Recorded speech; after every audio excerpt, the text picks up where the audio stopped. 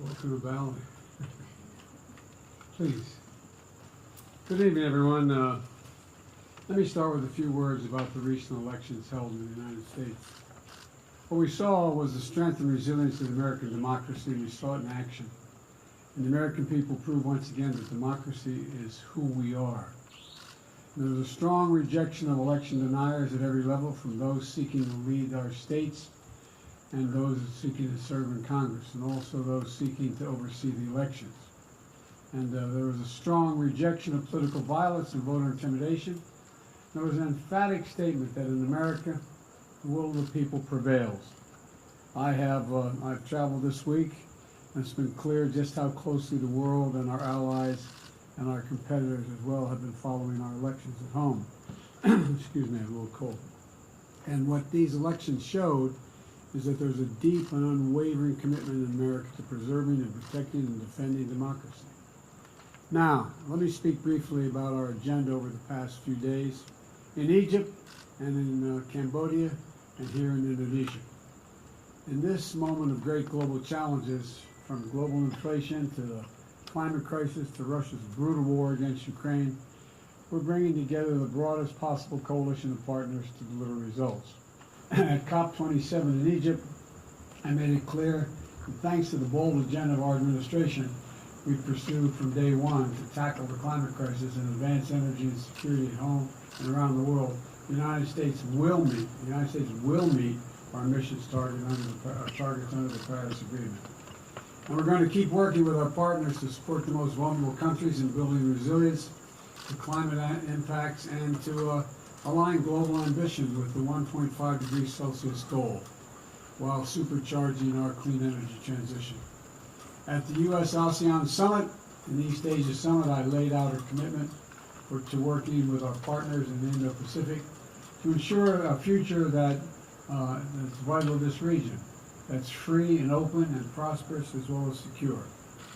And I met with our allies from Australia, Japan, and the Republic of Korea, underscoring our commitment and deepening our engagement with our closest partners and strengthening cooperation among our allies to meet shared threats to our own security and to their security, including the DPRK. And let me meet, I just met in person with Xi Jinping of the People's Republic of China.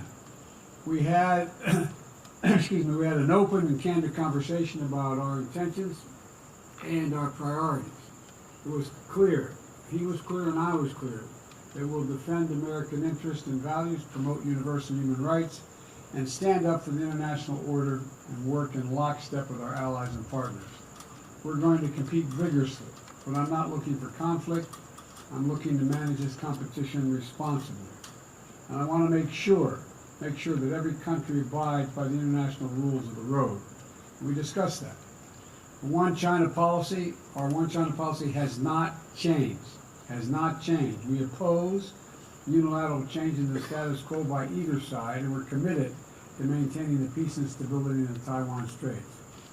It was also clear that China and the United States should be able to work together where we can to solve global challenges that require every nation to do its part.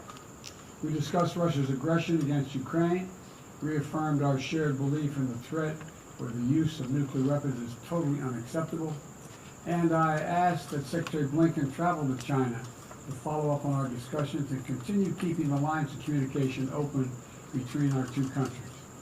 Looking ahead at the G20 meetings tomorrow, we're going to be taking on the very issues that matter to the people's lives, not only here, but also our allies and our partners. That means tackling the suffering that Russia's aggression has unleashed, not just in Ukrainian people, but the people around the world, particularly food insecurity, and strengthening the fundamentals of our global economy for everyone. Support for debt relief, reforms for multilateral development banks, investments to bolster global health security, and to make sure the world is better prepared for the next pandemic. The G20 has been an important forum for the world's largest economies to work together for the good of people everywhere. And I'm looking forward to our meetings tomorrow. Now let me close with this. On my first trip overseas last year, I said that America was back. Back at home, back at the table, and back to leading the world. In the year and a half that's followed, we've shown exactly what that means. America is keeping its commitments. America is investing in our strength at home. America is working alongside our allies and partners to deliver real, meaningful progress around the world. And at this critical moment, no nation is better positioned to help build the future we want than the United States of America.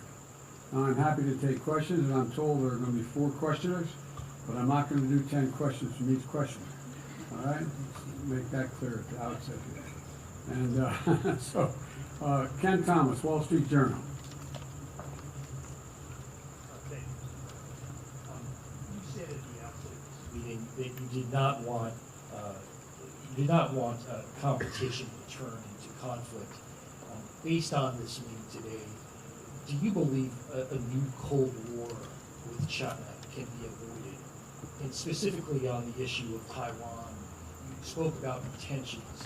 Do you believe China is intending to invade Taiwan at some point? And what warnings did you issue to President Xi if he were to take such action? Well, to answer the first part of your question, I absolutely believe there need not be a new Cold War. I've met many times with Xi Jinping, and we were candid and clear with one another across the board. And I do not think there's any imminent attempt on the part of China to invade Taiwan. And I made it clear that our policy in Taiwan has not changed at all. It's the same exact position we've had. I made it clear that we want to see cross-strait issues peacefully resolved, and so it never has to come to that. And I'm convinced that he understood exactly what I was saying. I understood what he was saying. And look, I think the United States is better prepared than any country in the world, economically and politically, to deal with the changing circumstances around the world. And I think that Xi Jinping we agreed that we would set up a set of circumstances where on issues that we had to further resolve details, we agreed that we would have our chief of staff, the appropriate cabinet members and others sit and meet with one another to discuss the details of every issue that was raised, and we raised a lot of issues.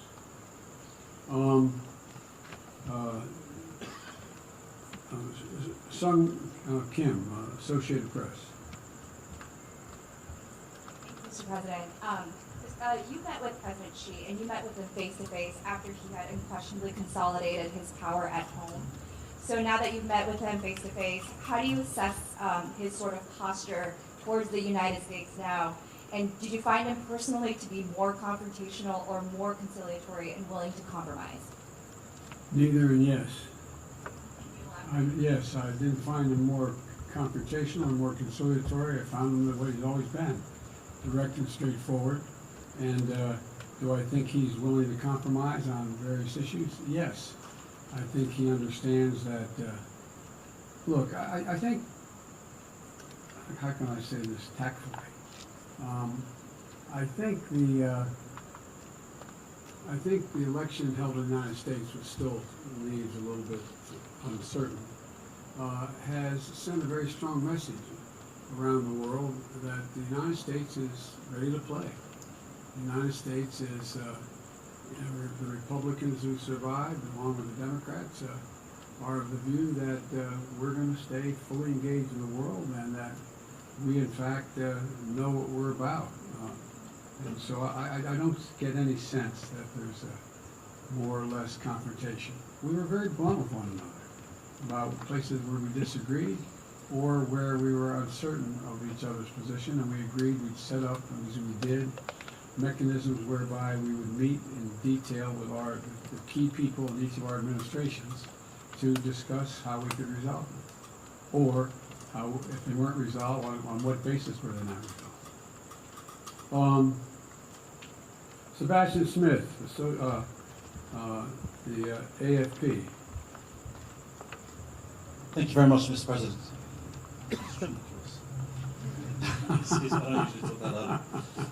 Does the retaking of Kherson in Ukraine signal a turning point in the war, in your opinion?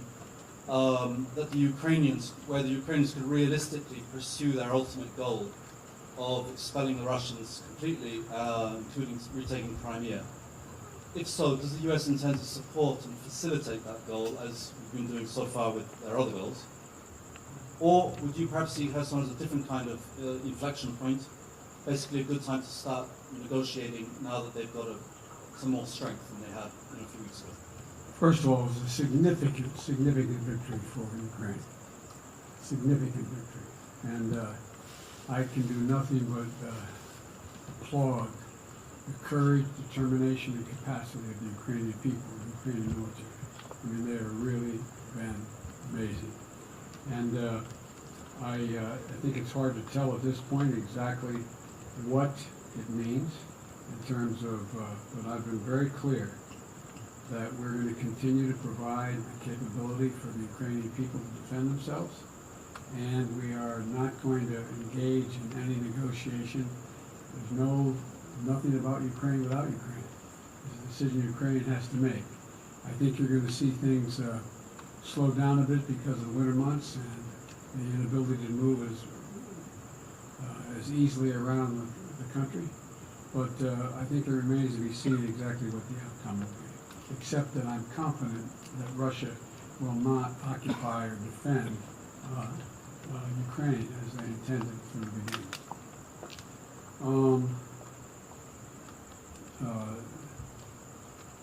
I can't have trouble reading this.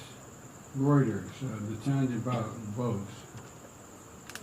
President, quick question on North Korea, which appears poised to conduct a new nuclear test.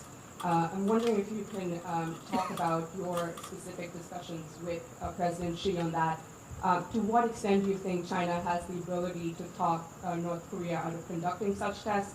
And what are the repercussions for U.S.-Chinese relations if a test goes forward?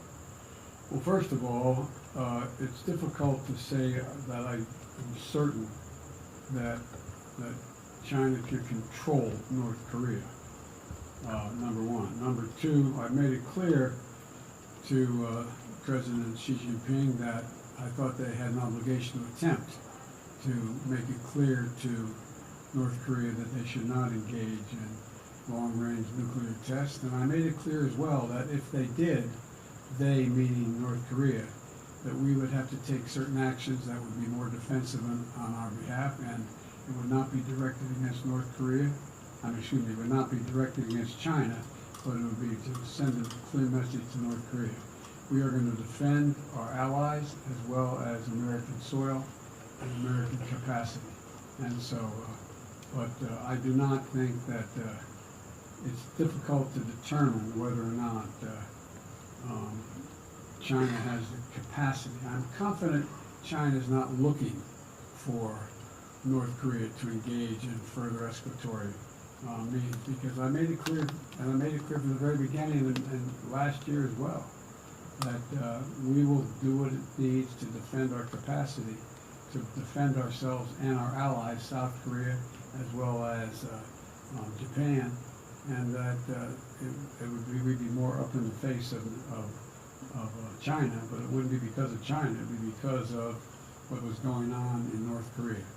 So, again, on a number of these issues, we have put together teams where our National Security Advisor, Secretary of Defense, and others are going to be engaging with their counterparts in China to see, and we're not going to be able to work everything out. I'm not suggesting this is kumbaya, everybody is going to go away with everything in agreement. But I do not believe there's a need for concern of as one of you raised the legitimate question, the new Cold War. And I think that, I'll conclude by saying it this way. I want to be clear, and be clear with all leaders, but particularly with Xi Jinping, that I mean what I say and I say what I mean. So there's no misunderstanding. That's the biggest concern I have, is a misunderstanding about intentions or actions on each of our parts. So we went into, I looked at my team, how long did that meeting last?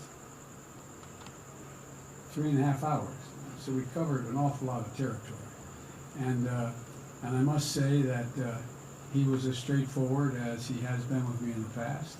And I think that we understand one another, which is the most important thing that can be done. I guess all of you are going swimming from here, it's not far. But Mr. President, what should Americans expect from Congress as it relates to abortion rights after the midterms? I don't think they can expect much of anything other than we're going to maintain our positions. I'm not going to get any more questions. I shouldn't even answer your You'll be question. codifying. No, I don't think. Is JCPOA I don't think there's enough votes to codify unless something happens unusual in the House. I think we're going to get very close in the House, but I think it's going to be very close, but I think we're going to make it.